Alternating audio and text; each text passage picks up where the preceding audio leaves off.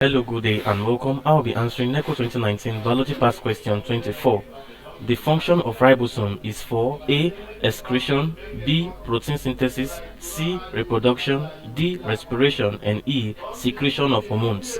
Now they are asked to find the function of ribosome, and like we know, ribosome is a cell organelle. Ribosome is a cell organelle. Now we are asked to find the function of ribosome. Now ribosome are minute. They are minute particles consisting of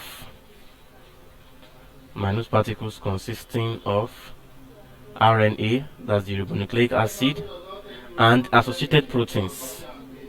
Now these associated proteins are often enzymes. We call these enzymes the ribozymes. Associated proteins that function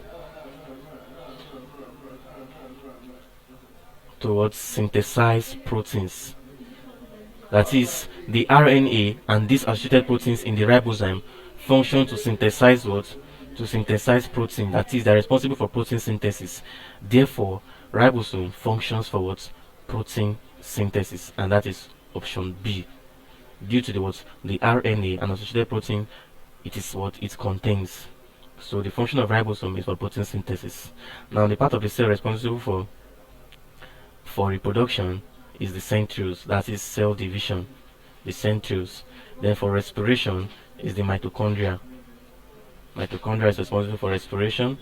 And then for secretion of hormones, you can say the Golgi bodies or Golgi apparatus, and the secretory granules. Secretion of hormones, Golgi apparatus, and also the secretory